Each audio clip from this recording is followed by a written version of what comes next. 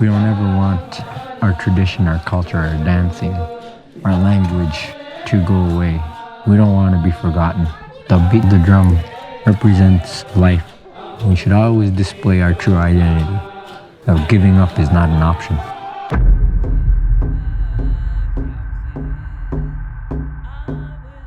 You could do anything under the sun as long as it doesn't violate the law, which is their laws. The way the system works, it always has worked against us. It made us criminals of ourselves. The United States is a settler colonial nation. They believe that white men have the right, this God-given right, to conquer the land. Let's get better acquainted with Alaska so we can understand why it's so important to us. In the history books, again, it says that Alaska was bought for $7.2 million under the Treaty of Cession, and that's how they speak about it. That's a real good example of not telling the truth. Kozlitzlov, a surveyor for the Russian-American Trading Company, measured the actual lands that they controlled, which was 117,500 square feet, which is basically Russian trading outposts. And that big fortified Bunny Hill in Sitka, Alaska. That's what they bought for $7.2 million. So basically, Alaska Native people were never consented about this, and Native Hawaiian history, they vehemently opposed US imperialism and US occupation. We have layered forms of colonial governments now imposed upon Alaska Native people. And then we also have the state seizing more native lands during this time as well. So we have Alaska Native people losing their lands with statehood. What you had seen play out in other parts of the United States where tribes were being relocated so that their resources could be taken, and they were getting, reservations in return for that. One of the big concerns was you're going to get nothing for your land if you don't negotiate for something. Back and forth between what do we want? We want money, we want access to some of our lands, we want to be able to govern ourselves in some type of way, and we want to revitalize our culture. The premise is very interesting because it's the opposite of the way that other races have been treated historically. Blood quantum was created first for Black Americans with the one-drop rule. And the one-drop rule states that if you have any drop, you're considered Black. Thereby somehow justify enslavement. And this served settler colonial nations because more Black people meant more bodies and more capital to till the land. Now, the opposite was applied to Native American people. A Native person would be designated as full, for example, and then if they intermarried, then their children would be half, and then if there's more intermarriage, then you would have fractional amounts. That was never a concept that we ever had across all Indigenous society. We also had adoption ceremonies and stuff that don't care about blood relation. Still today, federal programs have a cutoff of 1/4 blood quantum, for example. This is a form of erasing indigeneity by a settler government, but it is also cultural genocide. Politically motivated to make us feel that we don't exist anymore. And then it becomes more problematic for our generations because our ability to participate in these different legalized activities, like those protected under the Marine Mammal Protection Act, means that we might not be able to harvest these things legally. So now a lot of these Alaska Native regional corporations that have been created under the Land Claim Settlement Act follow these same problematic and eliminate us. They follow, literally, the settler colonial logic of elimination. In 1971, Congress passed the Alaskan Native Claim Settlement Act. In exchange for 44 million acres of land and almost $1 billion, this act extinguished any further Native claims to lands in Alaska. The Alaska Native Claims Settlement Act created 13 different regional corporations There are 12 in existence right now. So the Anksa history is really interesting because it's during a time of heightened colonial exploitation with oil in Alaska. And we have the urgency by the federal government and the state to try to accelerate native land claims so that oil can be more readily extracted. I agree that they did get too much. I'm not really aware of what's going on. I'm student teaching right now. Would you agree in principle with the idea that the natives have something coming or not? I don't think so. You don't think they have any right to the land claims? No. I'd like to think, I've been here 12 years myself, I'd like to think that an Alaskan Native, there's no need to be guilty in this state. There's been much less of the things that happened in the South 48 to the so-called Native. I'd like to think that we're all natives of Alaska and we can all get a good deal for our money, notwithstanding the Native Land Claims Bill.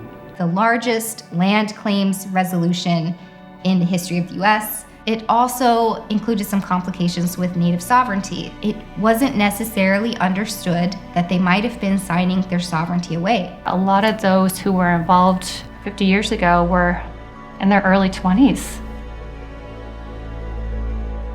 Also, not everyone was happy with Anksa. Some organizations went, you know what, we're just gonna put this money that we got in the stock market and we're gonna send our people to school so that we know what to do next. And others jumped right in and tried to do different things and weren't successful, and some were. It took varying degrees of length of time for some of these really big name village and regional corporations to be established and incorporated. A lot of that was intentional of, we're going to give you natives these things in hopes that you fail.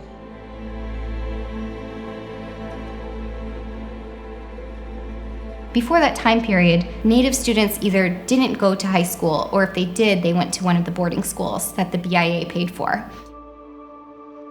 A lot of the reason we have the segregated school system is a result of the Nelson Act of 1905.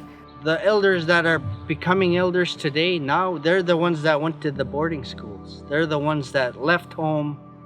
They weren't taught by their elders. That changed the whole culture when they had to be sent to the boarding schools. I can tell my own perspective of my older siblings that went to boarding schools. I didn't. I was lucky. As a little kid, I used to see my oldest brother, so happy to see him, but then he'd be gone. In my mind, I'd be like, where did he go? I couldn't imagine somebody coming into my home, taking my 5-year-old, my 2-year-old, having them go through what they went through. Sexual abuse, the trauma of just being ripped away. These legacies of segregation still persist, and some of the elders who experienced it firsthand still remember those times, and it still impacts how they interact in public spaces. I was actually ashamed to be Uqiquq because the system taught me to be ashamed of myself. We hear stories to this day about I didn't learn the language because of my mom or my dad. They taught them to be ashamed. They didn't want us to go through what they went through. You know, an elder from Uqiquq talking about a teacher who used to whack the children's hands with a ruler for speaking their Inupiat language, or have them stand in the corner of the room with their arms extended holding books. There's something pretty dark about trying to manipulate children's minds out of their culture. One of my elders came to one of my Shamaga classes, and he went to Wrangell Institute. He felt like he and I were on two different sides of two cliffs. Seeing me teach Shamagic, he said he felt like he was watching me put down a drawbridge to welcome him to the other side, place where he was trying to heal from what he experienced at the Wrangell Institute. You know, if you really want to save an Alaskan Native language or any Native language, you need to heal our speakers first in order to move on and make sure they're in a good place to share their knowledge and share their language.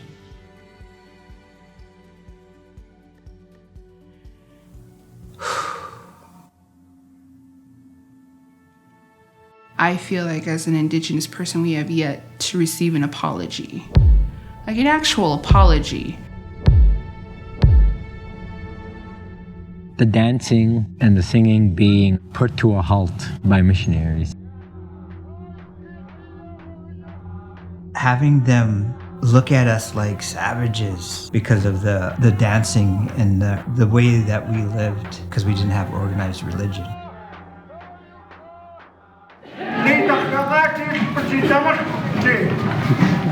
We want to keep this going as far as it can go. They decided to keep going and keep our culture going, no matter the consequences. Because we taught you in cultural heritage. We're Native, we're Uqiquq, we're Chupik.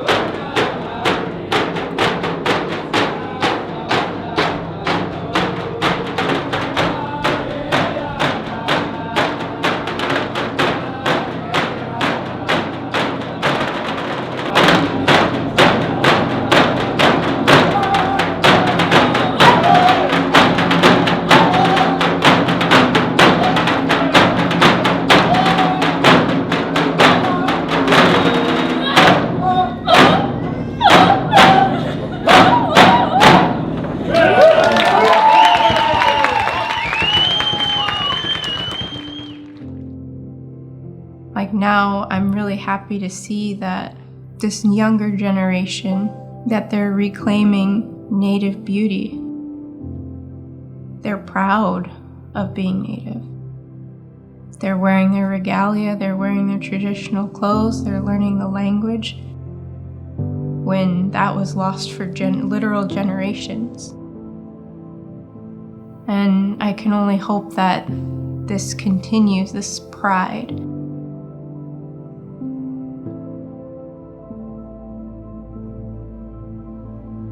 But the mental health and trauma and the shame that everybody's been through all ties in. It's all interrelated. Just now, recently, people have been talking about how to heal from generational trauma. It's finally coming out.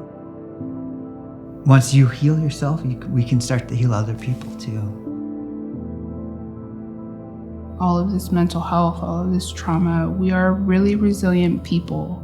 I'm here because my ancestors survived. They made it through the Russian genocide in the early 1700s, right? They lived. There are ways that they also thrived during that time. And so I think I would also thank them for preserving that indigeneity in whatever capacity they could. Thank you for willing to pass the knowledge down generation to generation. Thank you for not giving up, and thank you for striving to keep it moving. Because if they didn't push back and they just folded, we wouldn't be here. Life is going to be stressful and people are going to try and kick you down. But that's where your resilience comes in and you keep it pushing. To continue to be who you are and to claim who you are as an Indigenous person, and to know that that comes with responsibilities and rights. So you have the right to your land and your water and to steward those. And with that right comes the responsibility of stewardship. We can add more to what we have of our ancestry and keep moving forward.